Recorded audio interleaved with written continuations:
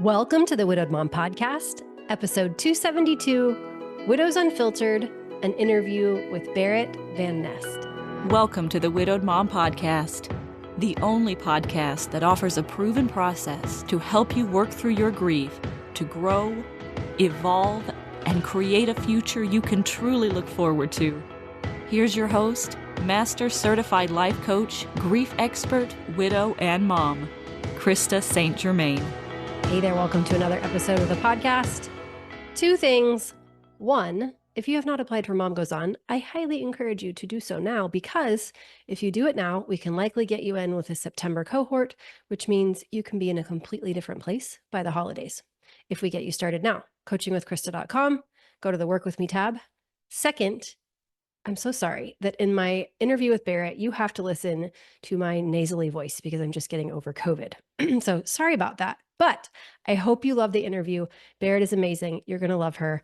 I'm going to stop talking and we're going to jump into my interview with Barrett. Enjoy. All right. Welcome, Barrett.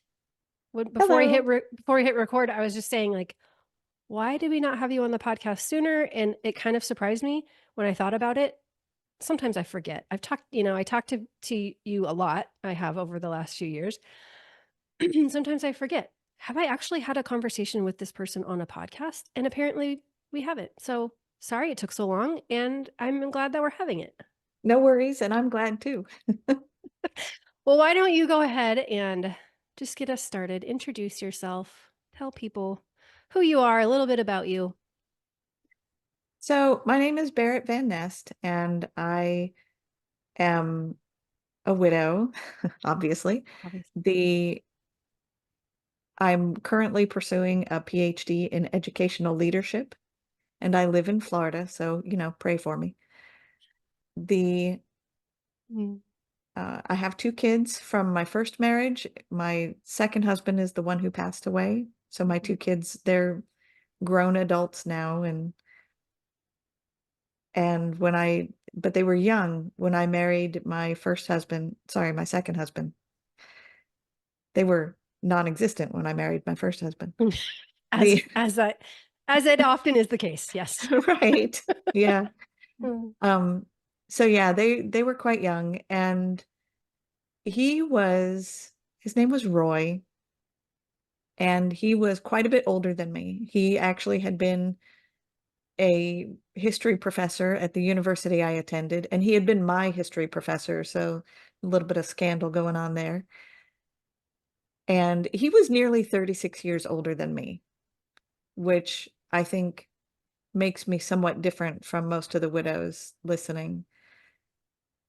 And, the marriage really worked because we were able to say, okay, yeah, this age thing exists.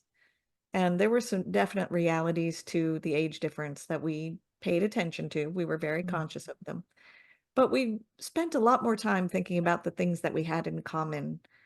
We both loved history. We both loved British television shows, dramas and comedies. And we both loved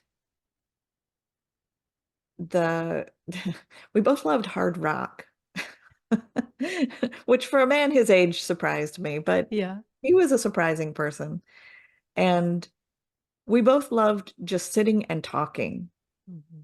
We sat and talked across the dining room table for hours most days. And it was a wonderful relationship.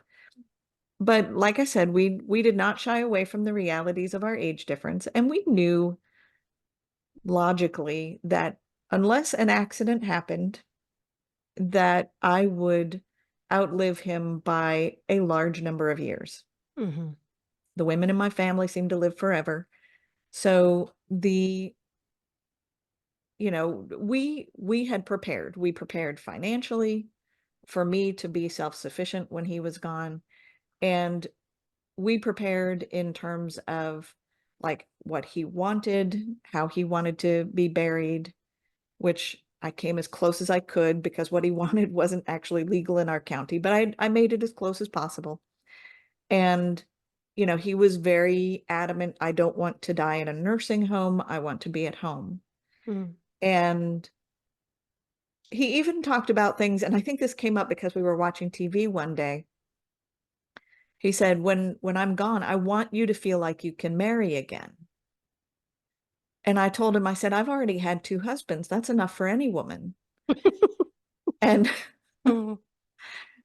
and it was just my flippant response to him. But so yeah, he was very clear in his way that he wanted me to have a life and to be happy after he was gone, which was great. Just knowing that until he fell, the beginning of the end for him was he fell several days before New Year's Eve in 2021. So it was the end of the year 2021. And at first, we both had thought that he had just hurt his back, like the muscles in his back, not his spine. And he was bedridden for about 3.5 weeks. And then, even though I had asked him multiple times, do you want to go to the hospital? And he was sound enough mind that I followed his lead when he said, no, I don't want to go to the hospital. Okay, fine. And then he rolled out of bed one day and he no longer knew where he was. He had stopped eating and drinking. And I was like, you're going to go to the hospital or you're going to die right now, like within the next 24 hours.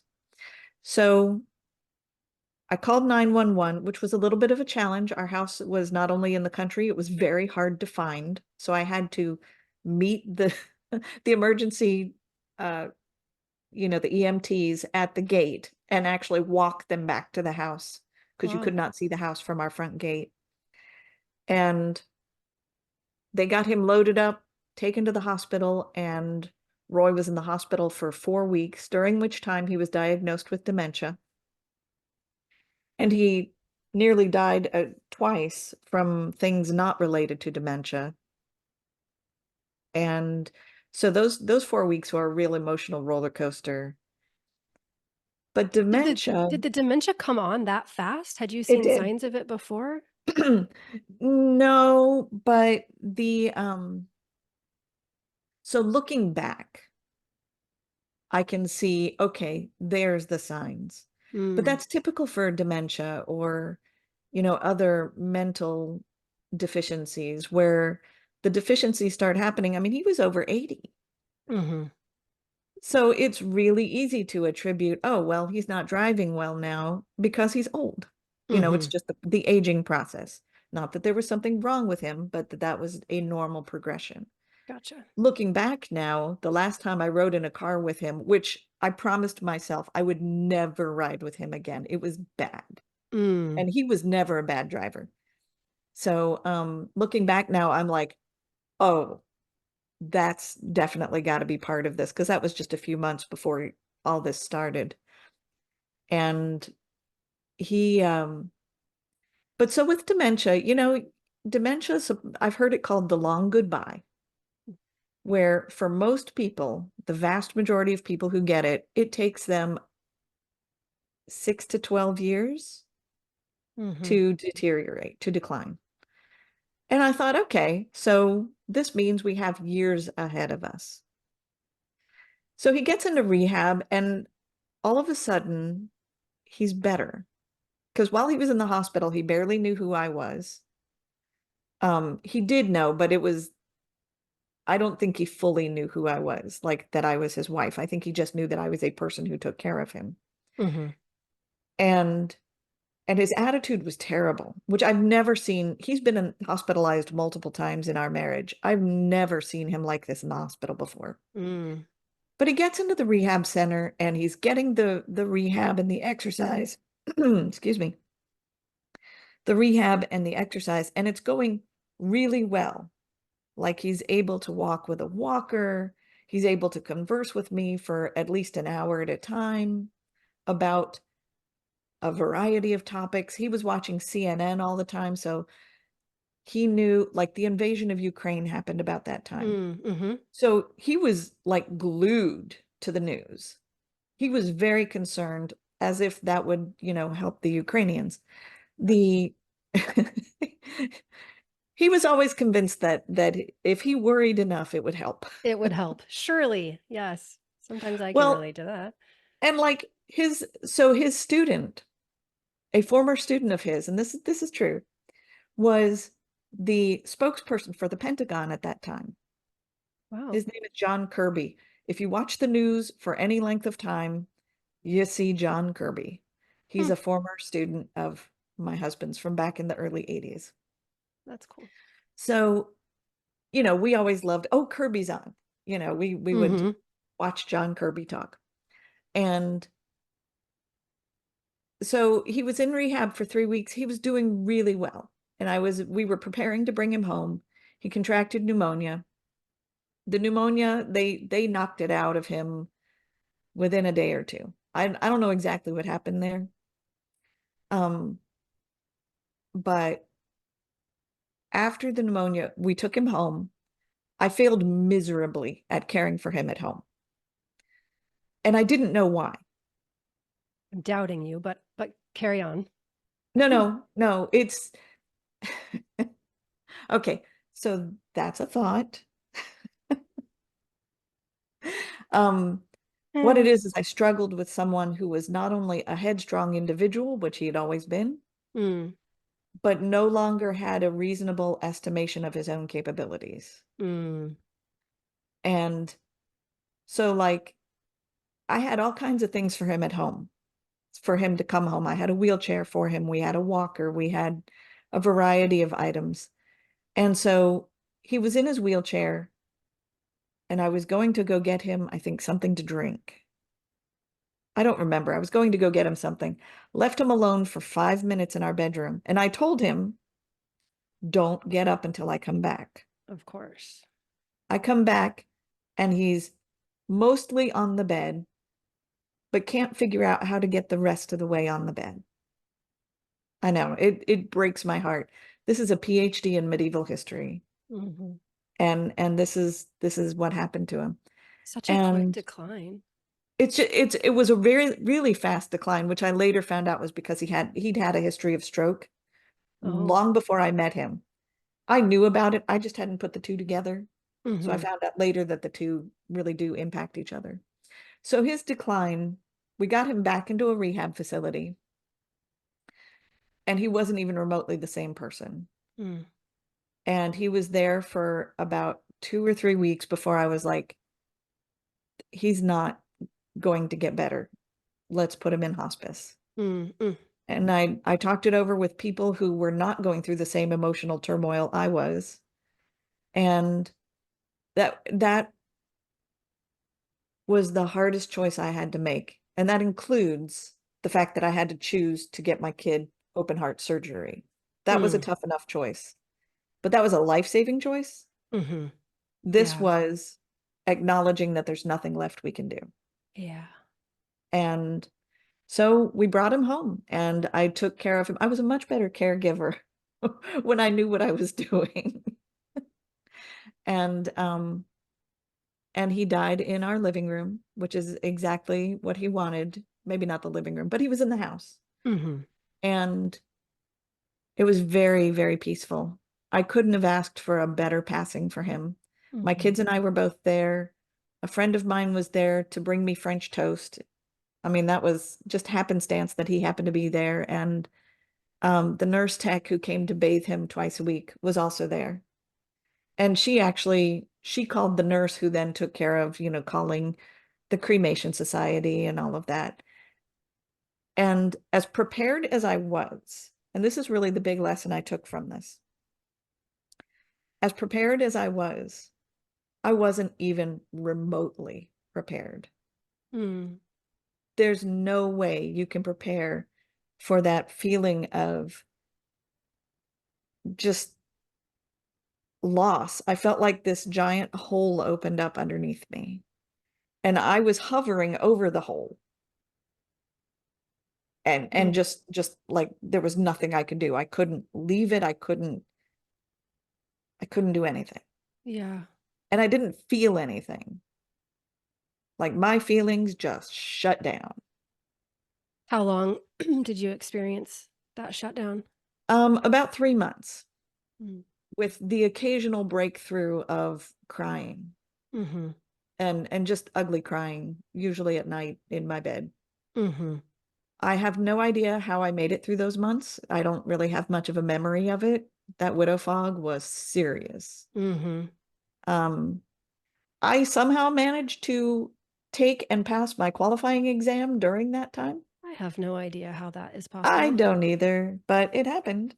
I apparently also submitted it to a conference and it got Wow. accepted. You're like, I don't remember doing that. Congratulations, me. No, but Wow. hooray. Um, and yeah, so just like apparently I ate during that time because I did not Mm-hmm. starve to death. Mm-hmm. My children were grown by then, so I didn't have to take care. I literally only had myself, and I was down to 3 dogs Mm-hmm. because I also lost a dog during the time Roy was dying. And that was Yeah. actually kind of poetic in a way because it was his dog. Oh. Um, and she had been declining for some time. So I mean it was expected, but not. Mm-hmm. And one of those 3 dogs I lost also during that time. Again, she had been declining because my 2 girl dogs had been about the same age. And but the dogs got fed, I got fed.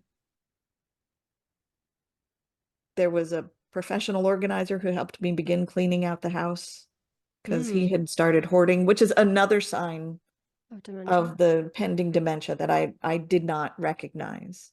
Mm. Um, and then I went to every year I fly to Seattle to visit family because for some reason my family has all migrated from Florida to California to Seattle. Mm-hmm. It's a thing. But the Southeast to the northwest. Why not? no. And I love Seattle. I Mm-hmm. look forward to going every single year. And that year in particular, because that was 2022, he died in May of 2022. At the end of August, my uncle turned 70, and we all decided to meet the last weekend of August for his birthday. And I Mm-hmm. was looking forward to that so much because I knew I would be surrounded by people who just loved me. Mm. They Yeah. expected nothing from me. I could just be. And my mom was there, so she made sure I got food to eat and places to sleep and, all the things. And when I got home from that trip, that's when the floodgates opened. Mm. And the weight of that grief was so heavy, I could barely get out of bed. Um, I mean, I did get out of bed pretty much Mm-hmm. every day. Sometimes I changed out of my pajamas. Mm. I don't know how often I showered. It was not often. Yeah. Um, and it was just, I kept telling myself that whole time, okay, today I'm going to sit down and write. What on earth was I thinking? Mm. Yeah. Like hard to prioritize writing when Yeah, self-care I is I could struggling. barely eat. Yeah. I mean, How long did that last? that lasted until I had a conversation with my youngest, whose car was in the shop, and I was driving them to work and back for a couple of days, not for any great length of time. And one day on the way back to their apartment, they turned to me and very kindly, very gently said, "Mom, I really think that therapy would do you some good." Mm-hmm. Just very nice, very gentle. And I'm a rebellious snot, so I responded, I really appreciate that you said that, but I think I'm okay. I don't know why I thought I was okay, but just a rebellious snot. But my kid wasn't willing to let it go. No, Mom, I really think that you would really benefit Mm-hmm. from some therapy. Yeah, I know you do, and I know therapy has helped you, but I think I'm okay. So my kid gets out of the car, and I was like, dang it, the kid's right. Okay.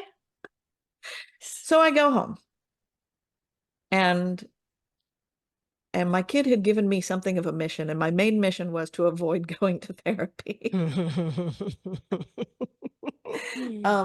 But I was a member of another life coaching group. Yeah.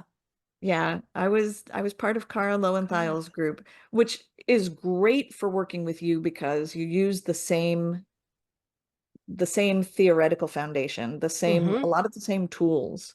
Yeah, Right. at least as far as the baseline tools go. And I was looking on her website because it was very much part of what I liked about her life coaching community was it was very hands-off, kind of do it yourself. Here's the stuff, but do it yourself, Right. which really appeals to me. I learned to knit that way. I'm really geared towards that. And so I look and in her community and I was like, what does she have for grief? Grief, grief, grief. Oh, there's the grief module. And I open it up and I was so disappointed because there was like a PDF document that I don't even remember if I opened that or not, and a video. And I thought, that's it? Her videos usually were like 5 to 10 minutes long, and they were usually great videos. I mean, Cara, don't get me wrong, Cara is an amazing life coach. And I still listen to her podcast all the time. But I opened the video and it wasn't Cara. It was you. Surprise. It was Krista.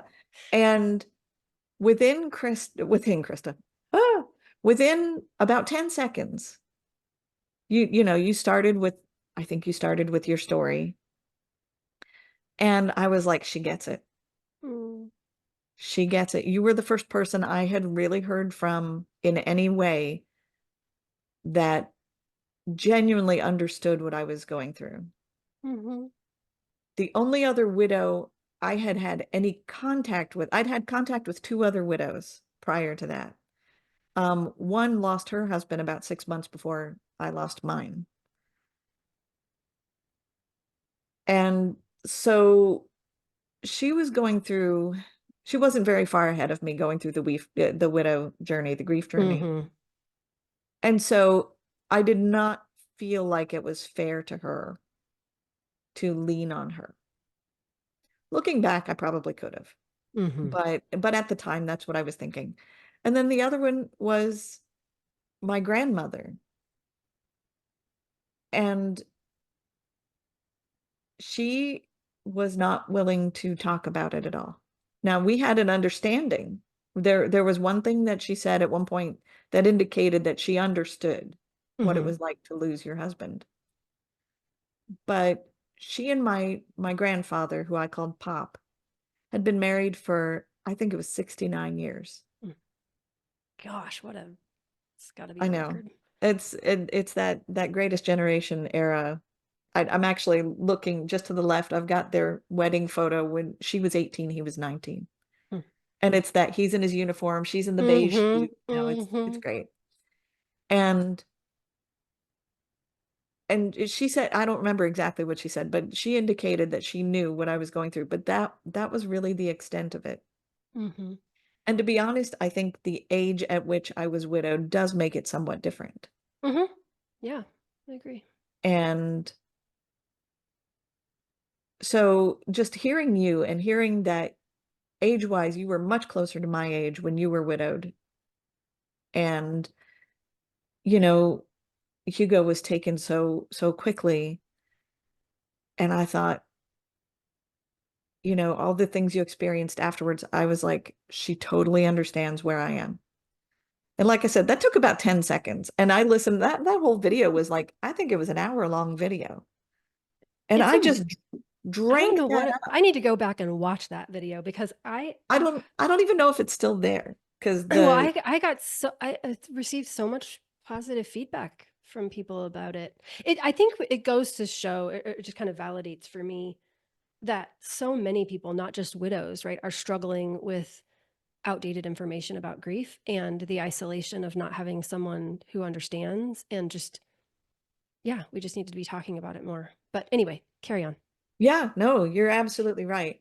So that was probably early October.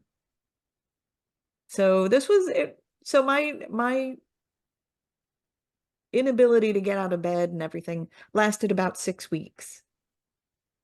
And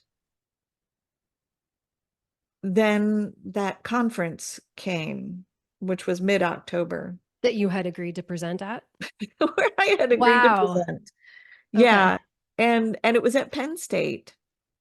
So it got me out of bed. I live in Florida, so it got me not just out of bed, but I was in professional clothes for about Mm-hmm. 3 days. And visiting Penn State in October was beautiful. Mm-hmm. They had their leaves had changed color a little early, so I was just at the tail end of that. But I spent time like walking through the town and everything. I did not spend much time at the conference itself because it turns out I absolutely did not want to be around people. Yeah, too people-y.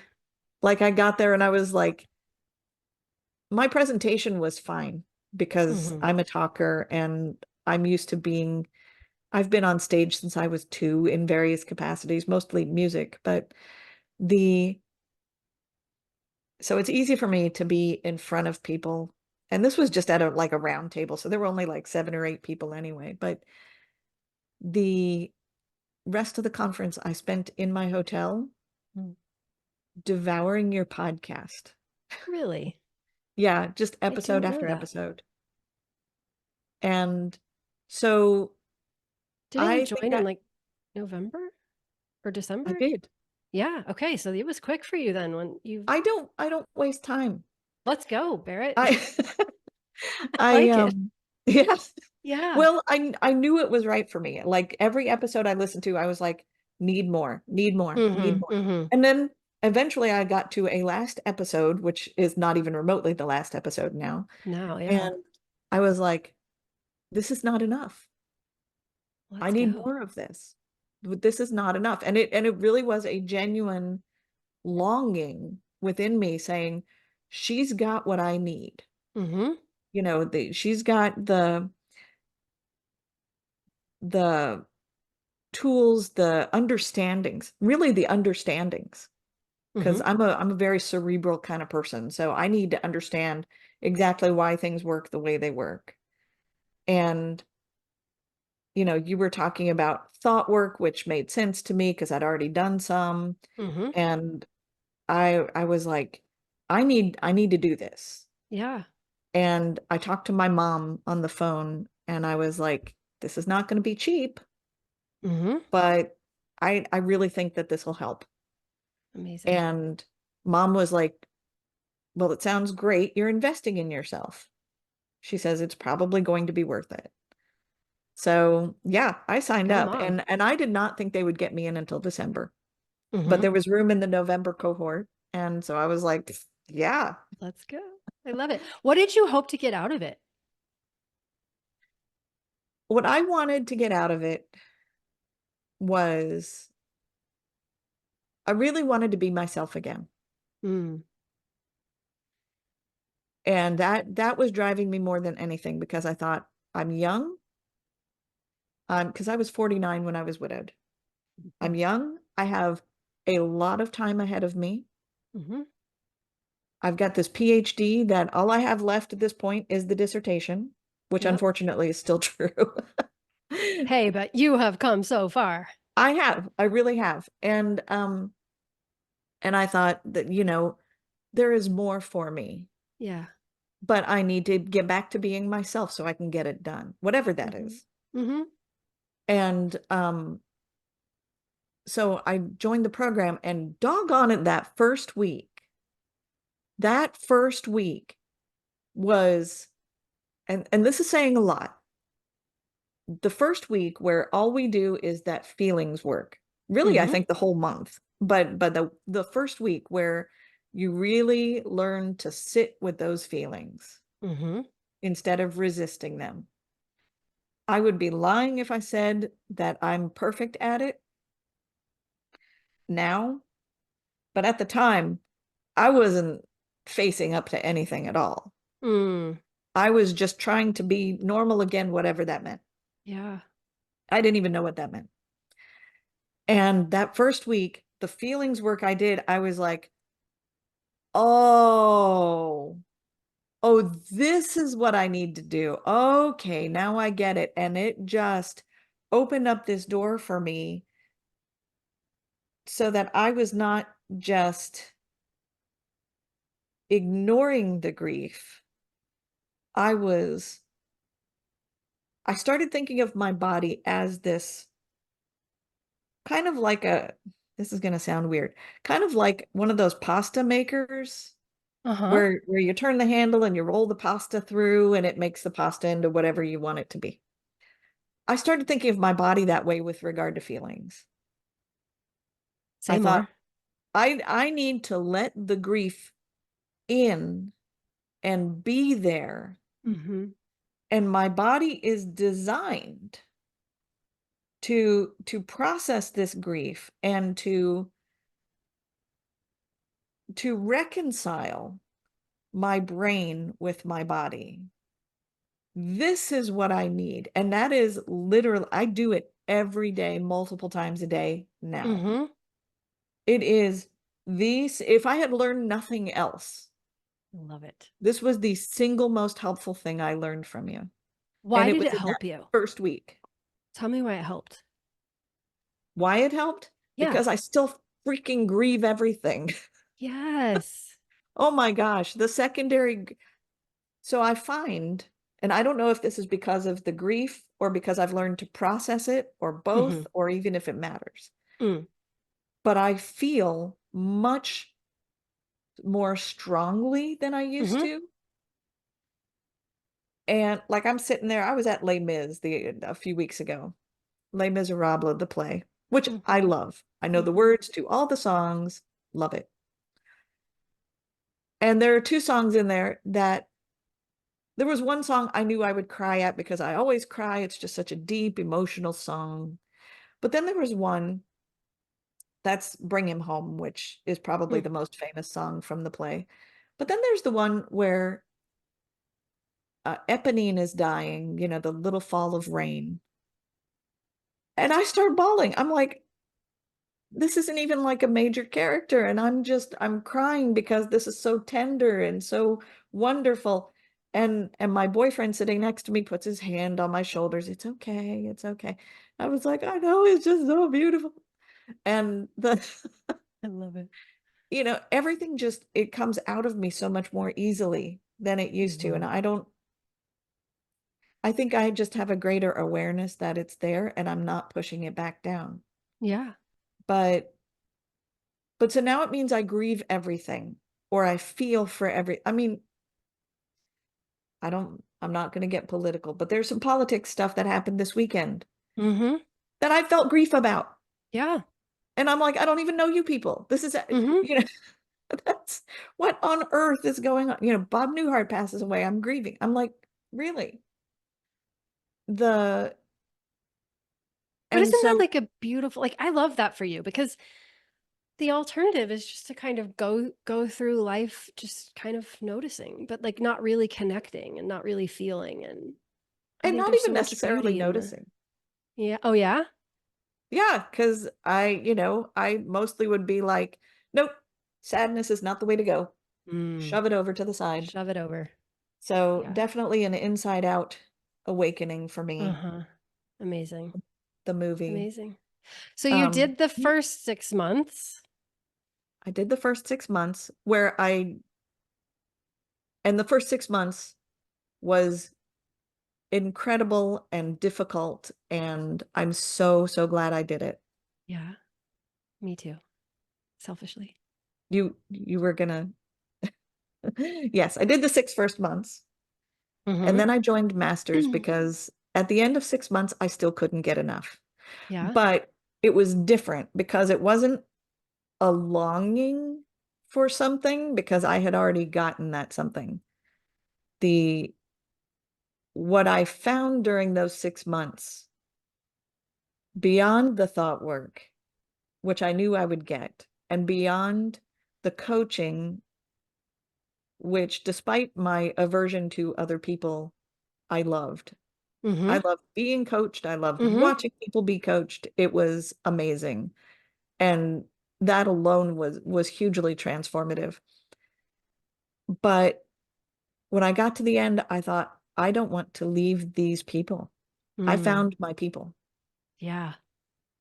I And think I was thinking about it the other day. I really do think one of the best decisions I ever made was to create the master's program and then the continuation after that, because not only what you experience, but what you pour back in to the community, I there's just no way I can give people what our master's members give people. I just can't. Like, it's just magic.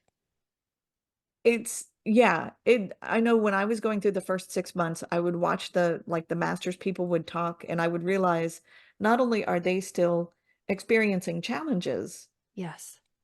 but they're experiencing them in ways where it's clear that they are beyond the plateau.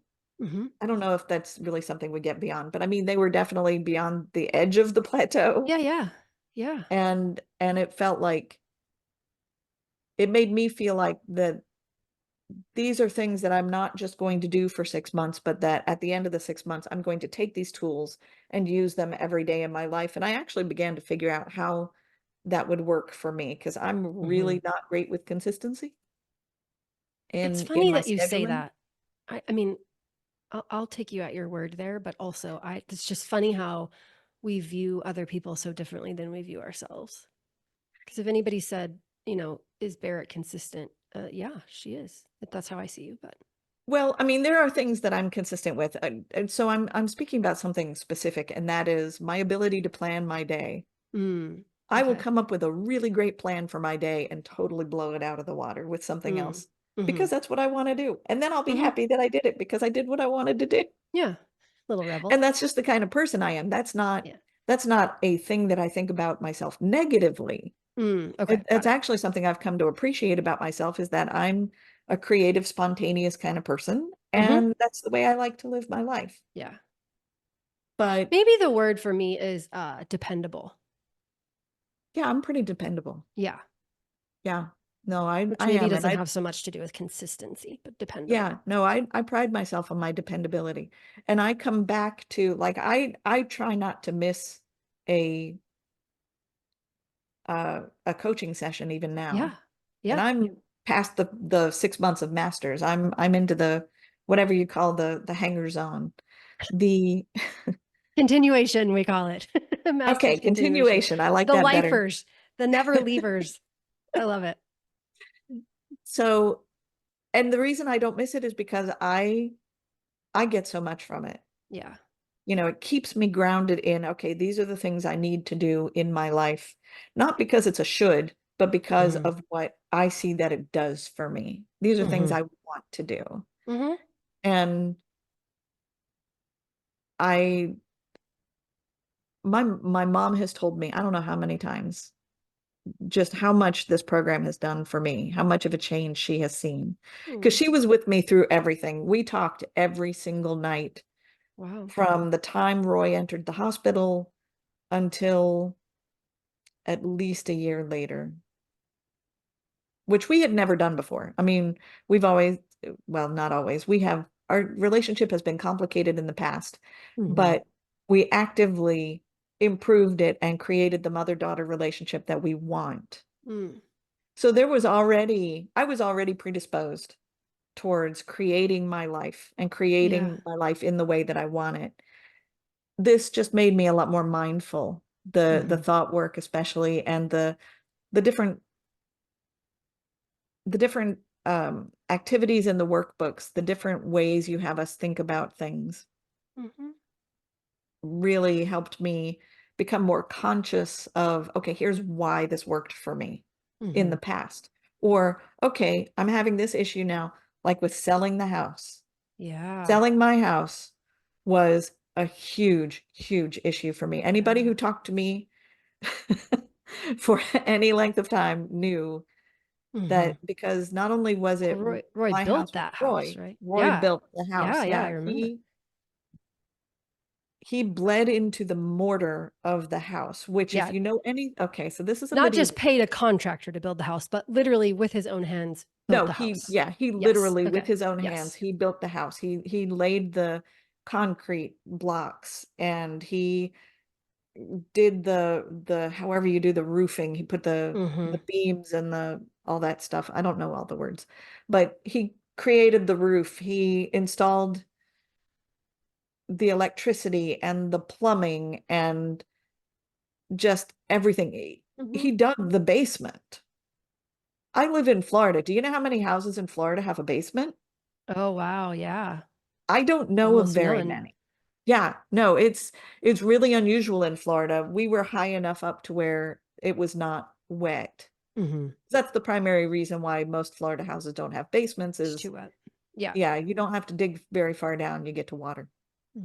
And but he was from Michigan and he insisted on a basement, so he built it. And it was an amazing house. I went through 4 or 5 hurricanes in that house. And the house is fine, by the way. It didn't suffer any damage at all. And so for me to leave the house, I couldn't stay there, partly because it felt like I was getting stuck emotionally, Mm. and I did not think that was what I needed. Mm-hmm. And looking back, I know for sure that that was not what I needed.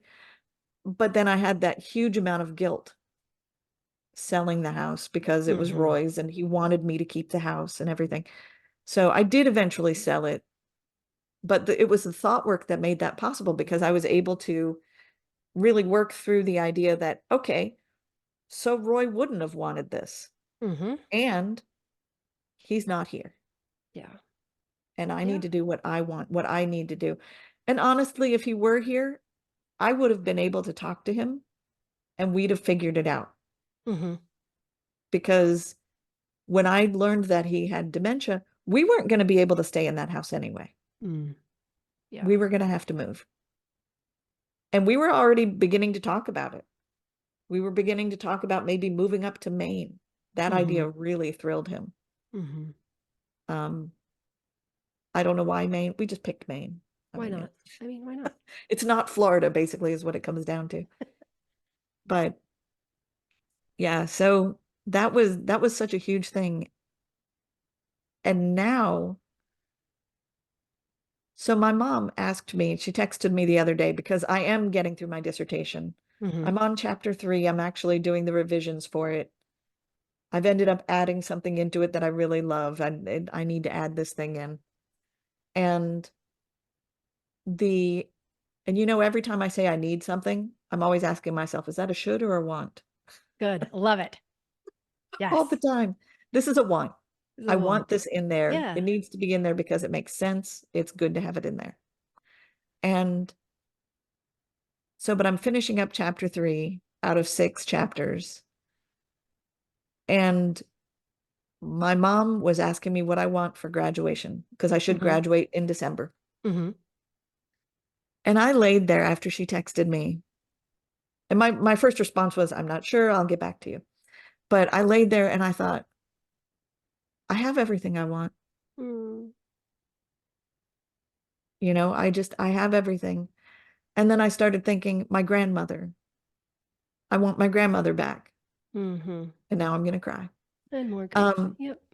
And I don't really want her back. I mean, this is my mom's mother who just passed away in May at the tender young age of 98. And she was ready. She was the model of what, how we should face death, I think, our own death. But that doesn't mean I'm happy to see her go. Yeah. I'm so fortunate I had her for my grandmother, but I thought that's not anything my mom can give me.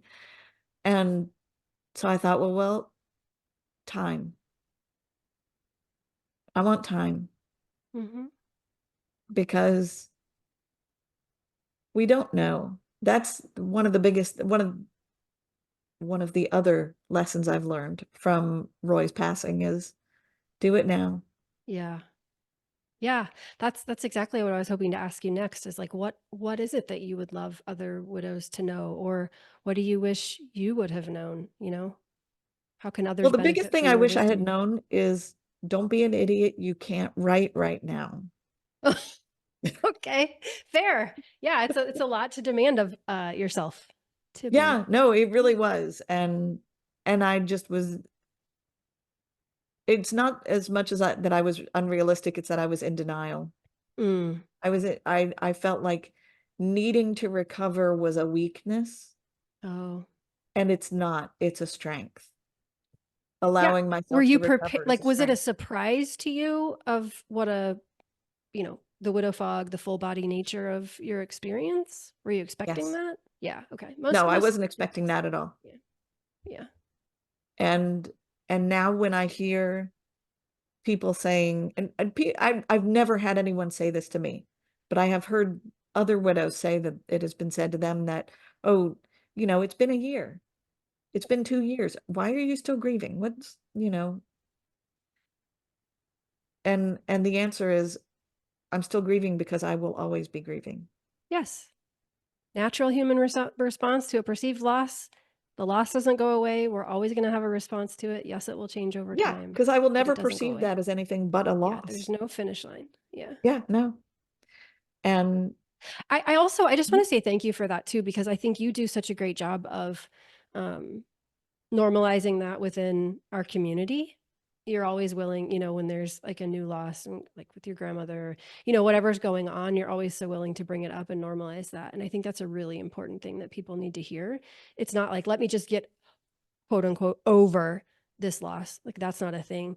And instead, how can I use what I'm learning in this new way of moving through the world to support myself so that I have an easier experience of future losses or secondary losses, or, the grief experience that I am having as a human. yeah, yeah. Although I have to say, I'm still surprised. Hmm. Like when my grandmother passed away, I was surprised again by how Yeah. much I mourned the loss, Mm. because she's my grandmother. Grandparents are supposed to die. But on the other hand, she's my grandmother and I love her very, very Hmm. much. And, my life is better because she was in it. And, even if she was 98 and her body was already beginning to, well, she actually was in pretty good health until exactly her 98th birthday. It was really weird. Mm. And then she ended up with a medical condition and was hospitalized and never came back home. Mm. But But I think grief is just like that though, right? Where you yeah, it's so common where we have one grief experience and then we expect other grief experiences might be similar or somehow maybe less intense, or we talk ourselves out of why we're experiencing it in a particular way. And, like she was 98 and she was just my grandmother, and, like try to yeah, make reason of why it shouldn't be what it is, when it would just be far easier if we just said, okay, this is what grief is like for Roy. This is what grief is like for my grandmother. And this is what yeah. grief is like for this next thing. And it's a fingerprint, it's completely unique, and I can't do it wrong. And my experience of it is never wrong. It's just my experience. Yeah. Now well, I have had, and I'm beginning to understand that I have to accept that I will feel grief in my other relationships. Hmm. And I'm I've been working on, and I think I'm doing a good job of it so far. I've been working on thinking about it as enjoying the relationships now Hmm. and what they bring to me, and counting them as a net positive, knowing that grief, it will eventually come. Yeah. Whether it's a grief for a friend because we've drifted apart, as you do. Yeah. And or, I've got another grandmother who's 99. I told you we live forever. Yeah. And Apparently. but I don't expect her to live much longer. Hmm. Her body is also failing her. So, it's, and then my dad looks like he's got dementia Mm. and he's 77. So, what does that look like?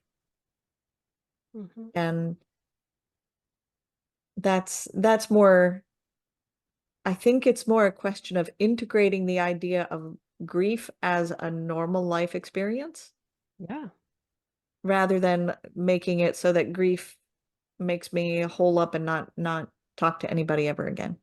Yeah. Well, the fact that you obviously completely revolutionized the way that you approach feelings, I think will serve you no matter what life throws at you going forward, right? Like that, the ability to stay with yourself and in your body and not need to get away is, even if you didn't have the thought work part, just to have that. Mhm. I love that. Yeah. Yeah. What's next? Oh, who knows? Yeah. The future's kind of wide open. I'm working on a business, and you know well about this. Mm-hmm. I'm working on a business so that I can work with teachers to help improve their classroom management. Mm-hmm. And the foundational idea underneath that is to build actually the kind of community that you've got in MGO. Now, I came up with this idea before I started MGO, so I'm not saying I'm copying you, but I might be copying you a little bit. Because you've helped me see some things in practice that work.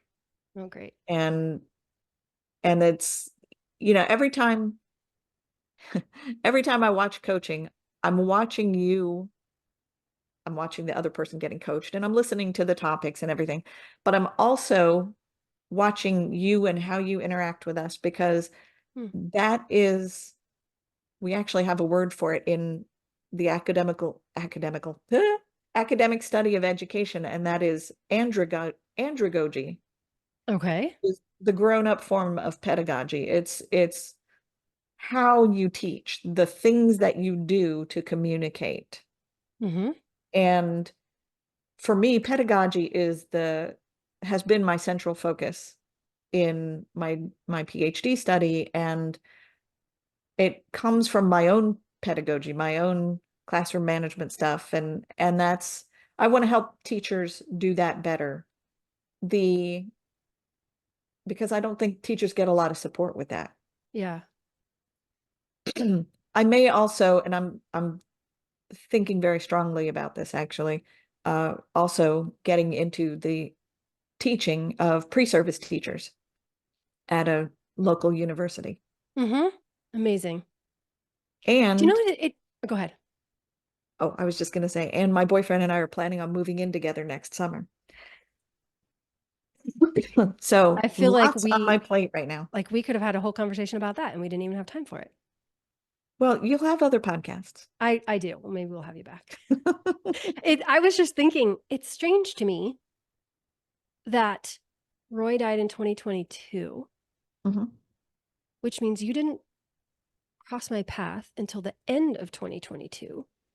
So Yeah. really, it's only been a year and a half since I've known you. Yeah, I mean, sometimes knowing me feels like forever. I don't know I whether mean, to in take the that as very best positive way, or in the negative. very best way possible. Yeah, Okay. in the very best way possible. It's just I'm strange to me as I put numbers to that. I'm like, wow, Barrett's, it feels like, yeah. I think about some of the women who have been in Mom Goes On since the beginning, and you feel like that to me. Yeah, and I gotta say, so when you invited a number of us out to your place last year to coach, which was as transformative, and I'm using that word a lot, but I really mean it. As transformative as the online coaching is, the Zoom Mm-hmm. coaching, and thank goodness for Zoom. Oh, wow. Yeah, for Boy, sure. has it opened up my world. But sitting in your living room coaching, That was, knowing that the only people who are going to hear this, and there are things that were said in there I've never said to anybody else, and I won't.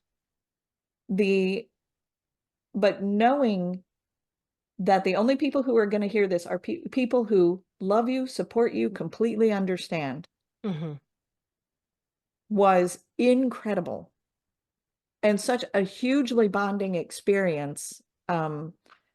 You were, before we started recording, you were talking about the flights getting delayed. I'm worried about my flight getting delayed on Saturday because I'm meeting Mm-hmm. up with some of those women I again. know. I'm so jealous that I can't come. I know, and we all want you there, but we also understand, Heather's camp is super Yeah. important. But the but like we've met up with each other all over the place. And I'm sure we'll continue to, because we just enjoy each other's company so much. I love There are that. things we can say to each other that nobody else will really understand. And there's so many things you don't have to say to each other that are just understood, which I Yeah. also think is beautiful. Yeah, absolutely. Thank you so much for coming on the podcast, Barrett. I was happy to be here. So excited to have you. Yeah, thank you so much. I would say keep in touch, but I'll see you on the next call. Yeah, no, we'll be in touch. It's good. Okay, all right. Thanks, Barrett. Thank you. Talk to you later.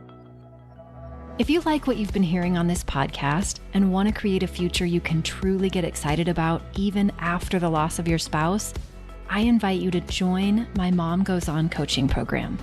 It's small group coaching just for widowed moms like you, where I'll help you figure out what's holding you back and give you the tools and support you need so you can move forward with confidence. Please don't settle for a new normal that's less than what you deserve. Go to coachingwithkrista.com and click Work With Me for details and next steps. I can't wait to meet you.